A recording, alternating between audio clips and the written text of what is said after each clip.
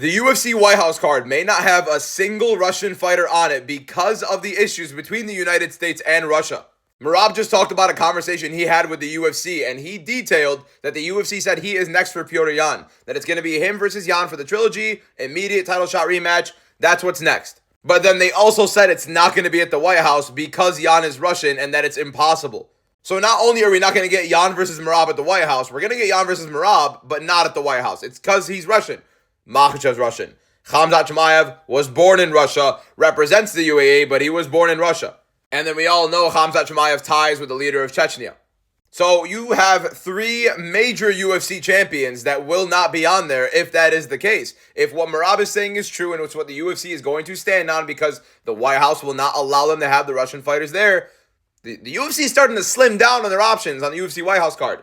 No Pereira versus John Jones. Tom Aspinall may not be there. No Russian UFC fighters, so those three champions are gone. What exactly is going to be the UFC White House card at that point? Jorge Masvidal versus Conor McGregor is the main event. Is it Ilia Topuria versus Paddy Pimblett? They're narrow. They're so thin right now on what they're going to do, and it just seems like it's going to get worse and worse and worse every single minute we read about something.